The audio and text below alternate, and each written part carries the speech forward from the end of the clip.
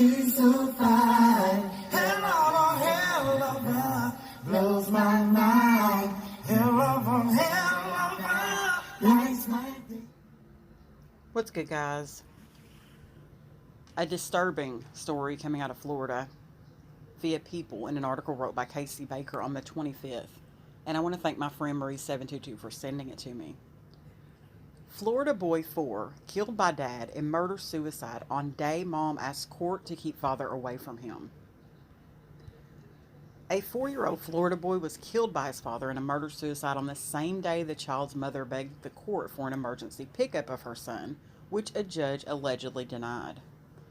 On Thursday night, authorities believe John Stacey, 47, shot and killed his son, Greyson Kessler, before turning the gun on himself at his Fort Lauderdale apartment, local police said in a release. Their bodies were found Friday at about 10 p.m., according to the Fort Lauderdale Police Department. Frantic that she couldn't reach Stacey and Greyson, the boy's mother, Alison Kessler, petitioned the court for an emergency order on Friday morning, asking authorities to pick up the boy because she feared for his safety, CBS 4 News reports. She said Stacey hadn't taken Greyson to school and that police weren't able to find him, Local 10 News reports. Quote, "The father is wrongfully detaining the minor child," her attorney wrote in the petition, according to court records obtained by CBS 4 News. "The mother is justifiably concerned the minor child may be injured in the father's care," end quote. The request was denied. The judge said the motion, quote, "does not present an emergency as it addresses the issue of child visitation," end quote, reports the Sun Centennial. On Wednesday night, Stacey had picked up Greyson, and Kessler grew concerned when she hadn't heard from them. Court records show that he had also been sending her disturbing text messages, CBS 4 News and NBC6 South Florida report. In a May 14th text, Stacey allegedly wrote, quote, "You are not allowed to date other people. It's either me or no one. Or I will remove child support and quintuple text volume. The choice is yours, Allie," end quote, according to court records, NBC6 South Florida reports. On May the 18th, he called her, quote, "a vile pig," end quote, court records show, NBC6 South Florida reports. Quote, "You deserve to have your head separated from body and deserve to die," end quote, one of the messages stated, according to court records. Quote, "But I am not the violent type. God will deal with you," end quote. On Thursday, prior to asking for the emergency pickup, Kessler asked the court for a domestic violence injunction to keep Stacey away from her and her son, Local 10 News and CBS 4 reports. Quote, "His behavior is erratic and escalating, and I fear for my life, my boyfriend's life, and most of all my child. He is unstable mentally," end quote, she wrote in the petition, CBS 4 News reports. But the judge denied it, saying, quote, "Petitioner has failed to allege any overt acts by respondent, which would constitute domestic violence under Florida statute," end quote, according to court records obtained by CBS 4. Stacey was suffering from untreated PTSD from being a member of, quote, "the Moonies," end quote, a religious group he had previously been a member of that Kessler alleged in court records was a cult. Stacey left abusive voicemail messages for Kessler, put a tracker on her car, and was angry at her for having Greyson, she alleged in the court records. In a GoFundMe set up to help defray funeral and legal expenses, the family wrote, quote, "The police, child protective services, and the criminal justice system failed Greyson and Allie, who filed multiple emergency orders to get Greyson safely away from the father, who had been sending threatening text messages and emails to Allie, and exhibited frightening behavior. If the domestic violence injunction filed by Alison had been approved by the judge, our Greyson would be here with us today," end quote. In a statement from the family to CBS 4 News, the family said, quote, "Greyson was the kindest, smartest, most animated kid we have ever known," end quote. The Fort Lauderdale Department called this a murder-suicide and, quote, "a parent's worst nightmare," end quote. Quote, "We understand the mother and family of the child victim are feeling an immense amount of grief at this time. We want to ensure them and our community we will be conducting a full investigation into this incident." Now, look at the GoFundMe page. They had a goal of $100,000, and they've raised $51,845 as of the time of this video.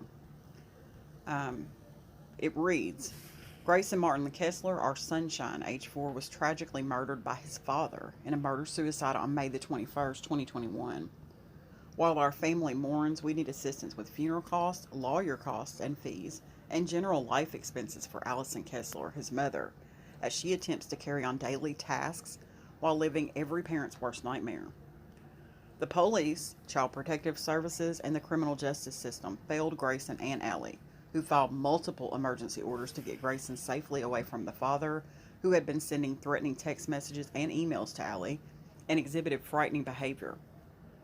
If the domestic violence injunction filed by Alison had been approved by the judge, our Greyson would be here with us today. Allie made being a single parent look effortless. She worked full-time and did everything she could to support Gray, despite harassment from John. You could tell Allie and Gray adored each other. They were inseparable. This fundraiser is to help Allie afford living expenses and any other expenses that arise as a result of this immense loss. I am her niece, Sydney McLean, and will be giving these funds to Alison and using them to pay for any and all things we, the family, need as we grieve and mourn. Greyson was sunshine in a tiny human body. He exuded joy and loved everyone he met without hesitation. When Gray was born, we nicknamed him Gigs because he was always smiling and laughing. He was the best of all of us, a shining light in a world that can be so dark. Allie and him were two peas in a pod, inseparable. He was loved and adored by everyone he met. The world lost a star, and we are all worse off for it. Gray was my best friend. His smile was infectious. You could never be sad when he was around because he made our lives better just by being in it. We do not have the funeral arrangements yet, but when we do, we will post it. For more information or to simply express condolences, please contact me, Sydney McLean, and then her email has been redacted. Thank you for all your support as we remember Gray and his short but wonderful life. Thank you, Sydney McLean. She posted an update, and it says, Hi everyone. I want to personally thank you all so much for your kind words and donations. The money we've raised so far is going to be vital in making sure my aunt can live and fight for this to never happen to another child again. The funeral was yesterday, and we will be sitting Shiva at Alison's house until Friday. Please contact me if you have any more if you would like more information. Love, Sydney. There were 813 donors and 4,000 shares. This is a sad story because they're right. Had the judge signed that one simple document, we wouldn't be here talking about Greyson. Would not be here. So I'm glad she's going to continue to fight so that this doesn't happen to another child. But this is a sad story of how the criminal justice system fails people. And unfortunately, it failed this little guy. And that's a huge burden to bear.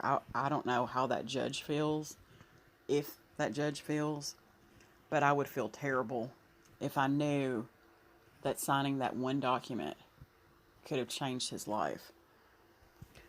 I'm going to end the story on that note. But I will say this too. I've never heard of the Moonies. So, I had to do a little digging into that. But this man was definitely suffering with something. Probably should have been committed as a result of that affiliation with the Moonies. And was not. He was out roaming around. And unfortunately, she had a child with him. And that connected her to him. But you can tell in the picture of him and Greyson right here that he has no emotion on his face. It's just blank. And I found that very disturbing. Very disturbing. Just zero emotion as he's sitting there holding his son. So I'm going to end the story on that note. But thanks for watching, guys.